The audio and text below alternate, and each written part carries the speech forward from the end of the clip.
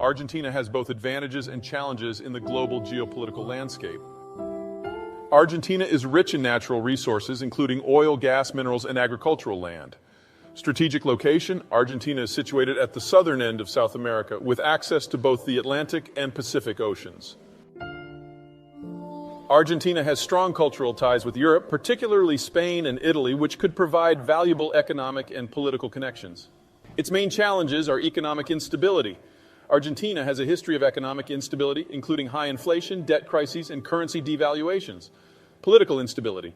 Argentina has experienced political instability, including corruption scandals, coups, and social unrest.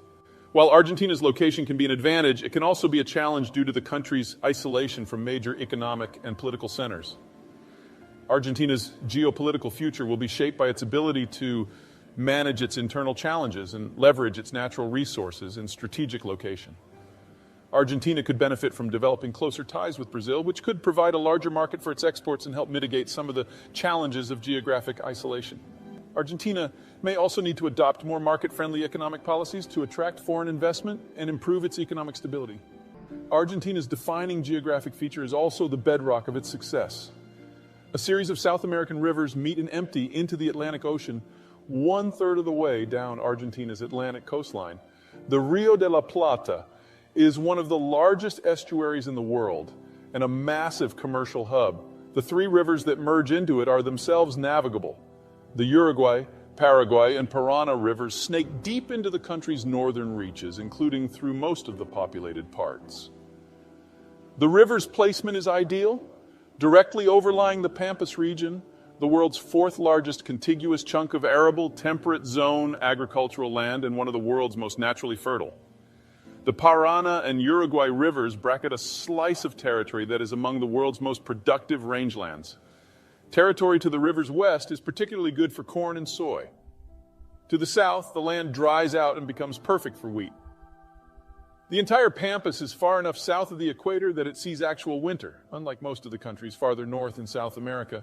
The winter insect kills are sufficient to keep pests under control, drastically improving public health and agricultural productivity without the need for medications and pesticides.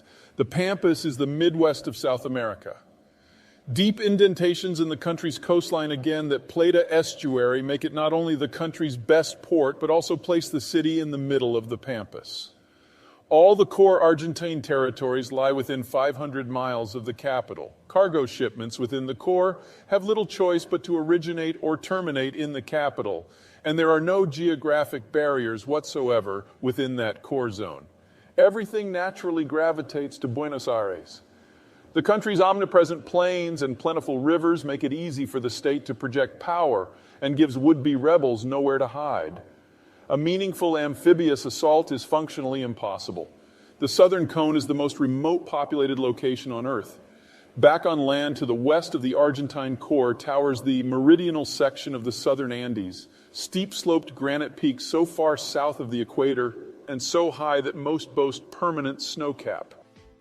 Few passes thread these mountains at all, and winter snows and avalanches typically seal off all but 4 of those. The region's singular access point, combined with its navigable rivers, combined with its late opening, meant the entire region was thrown open to settlement at once. By the time the Argentine lands started settlement, the Spanish crown had outlawed native enslavement, and chronic labor shortages were the norm. Robust capital plus free, high-quality land plus massive labor shortages meant that none of the rich settlers wanted to farm. Ranching was the way to go, with the wealthy settlers finding themselves toiling right alongside their gauchos. All the output had no choice but to sail down to Buenos Aires to be processed for export.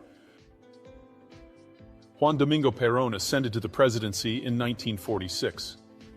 Perón's cult of personality is a study in contradictions. Peronism views the state as the ultimate guarantor of workers' rights, but also dissolves unions and criminalizes workers' right to protest while lobbying on their behalf. It makes the government the primary mover of the economy, but uses a communist-cum-fascist approach to public and private ownership of the means of production. Under Peronism and oftentimes violent bouts of anti-Peronism, Argentina lost almost everything. Once a leading power in wheat, corn, pork, beef, oil, and natural gas markets, Argentina nearly became an importer of all of them. Once the undisputed second power of the Western Hemisphere, Argentina is barely even relevant within its own region. Pretty much everything that made the Argentines rich, sophisticated, and powerful has bled away. Yet even suffering from a history of politicians who are unique in their deliberate incompetence, Argentina is set up phenomenally well for the disorder to come. First, Argentina is beyond the back of beyond. While in the contemporary era of nuclear-powered aircraft carriers, the southern cone isn't nearly as isolated as it was in the sail era, it is still a long trip to Buenos Aires from the Eastern Hemisphere. America's de facto enforcement of the Monroe Doctrine will keep any would-be predators out of South America.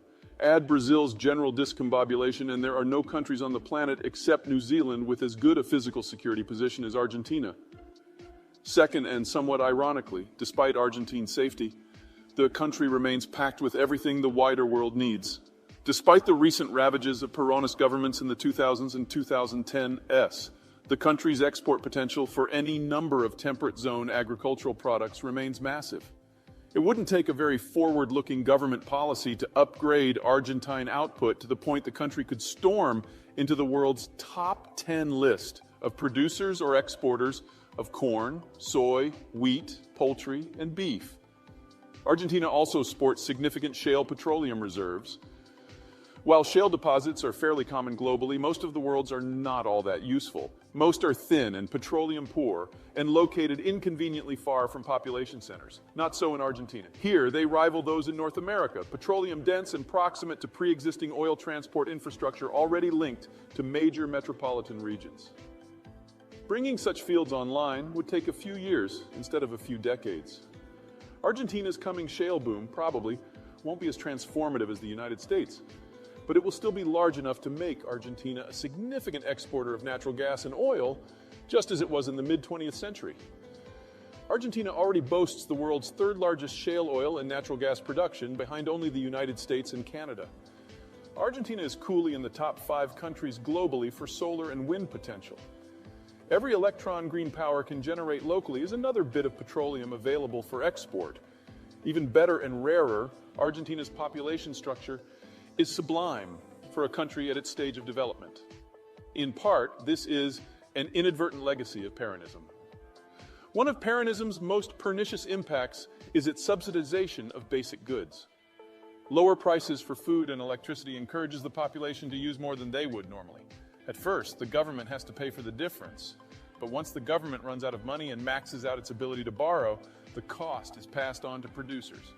Faced with government price caps that are below the cost of production, most producers do what comes naturally. They stop producing.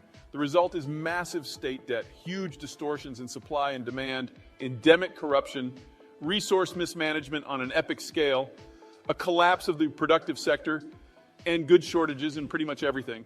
Argentina has lived through this cycle several times already. However, one perk of the Peronist style of subsidization is that cheap food, housing, electricity, and water mitigate the cost of raising children in an urban environment. Argentina boasts a pre-industrial population structure with the skilled labor set of an industrial society.